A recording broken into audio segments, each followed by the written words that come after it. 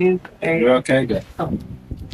This actually is an addition to what we had to do some restructuring around there. So we added, this was actually a smaller bathroom. So we just extended it to just turn into a bedroom and a bathroom. Just to clarify, when you said the roof came off, do you mean the whole, it just all came off? Yes. The wind took it off. Went with it. We haven't found it in today. What happened with the store? For some people, you'll find the bits and pieces here and there. Yours were just clean. Yeah. They're gone. What happens with in these type of storms too is that once the wind or air gets any kind of little inclination to come in, if there's no way out, then it just goes up. Yeah. So I think that's what happened here. It found a way in and was trapped. So there was no way out but to go up. So this was the bedroom. This was my bedroom, and when we came, this was one of the rooms that had nothing up here. So we were just looking up into the ceiling.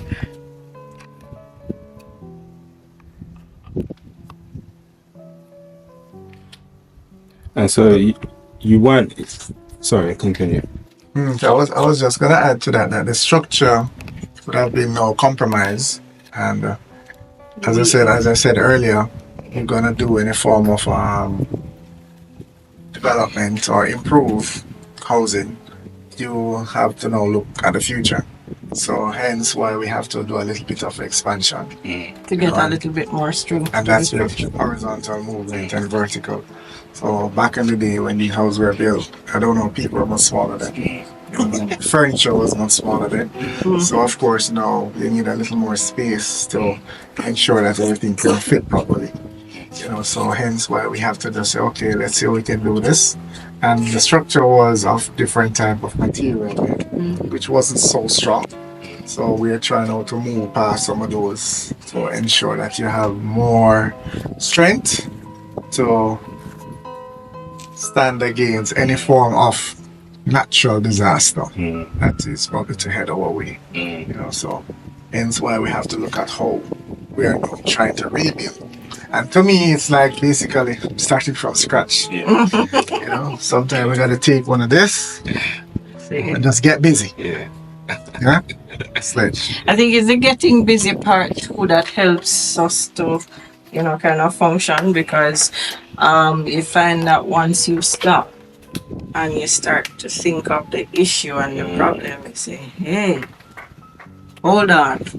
But then keeping yourself busy, keep moving, ensuring that things are done. It kind of keeps your mind focused on where you're going, but not where you are.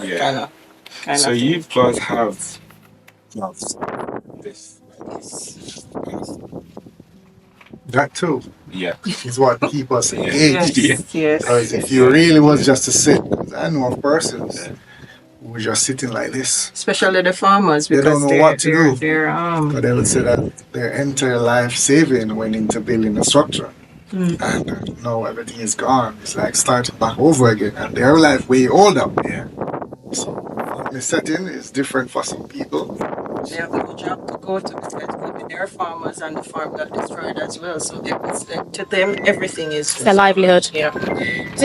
Just a quick question. Do people generally have money saved for these types of things, thinking, oh, I might need to... Rainy day fund. Yeah, that's what we call it. Yes, in a sense. They do. But a lot of times it's not sufficient for the magnitude of issues that arise and the cost associated with that. So you find that when Dwayne mentioned about savings gone, maybe let's say you would have put aside a college fund along with a rainy day fund. You find that maybe you end up having to go into that college fund or the children's college fund to ensure that you're able to pick up the pieces from a disaster such as this, because it ends up to be more costly than you would have anticipated or imagined. Way more costly. Way more costly. You mentioned, so obviously you picked up this and you said, you have to be willing to. How important is that to be willing, having to do it yourselves?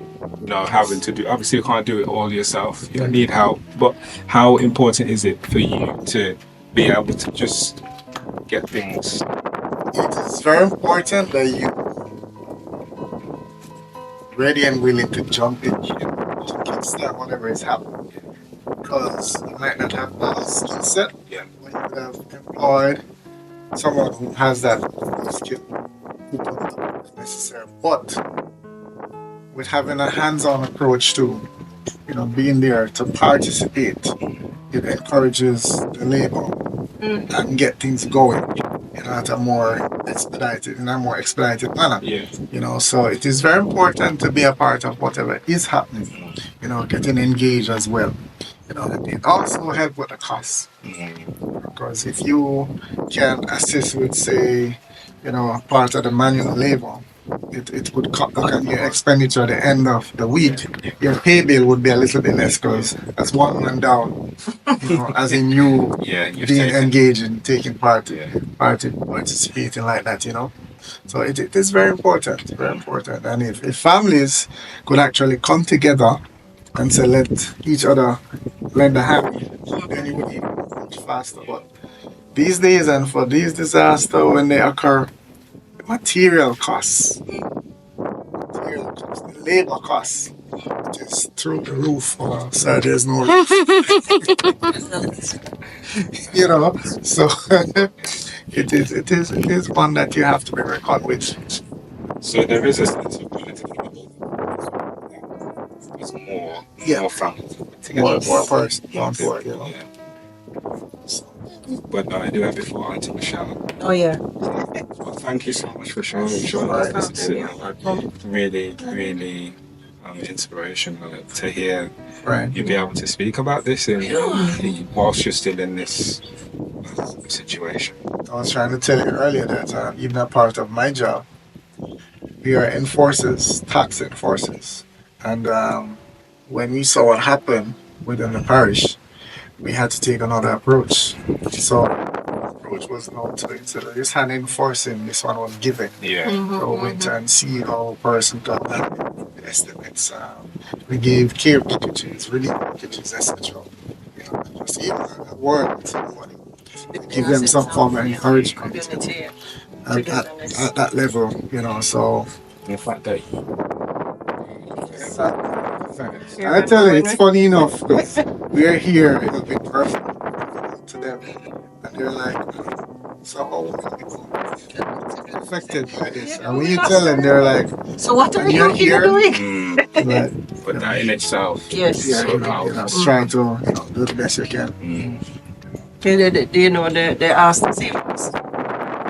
Is there here standing up persons for even like a relief fund or some help from the government? Has anybody visited your home as yet? And I'm like, no, we haven't seen anybody yet, but we're hoping that they'll come along, These are some persons who are helping me and my team. Okay.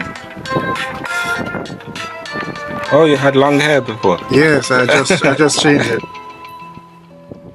Some of the persons sustained serious damage, just like 3 homes. One of the gentlemen died recently. Yeah, and this guy, he passed away. I guess he gave up. Yeah. Since the storm and losing everything. Who passed away? This gentleman here. He have the package and stuff. It was just that his whole entire roof went. But he lives alone. Yeah.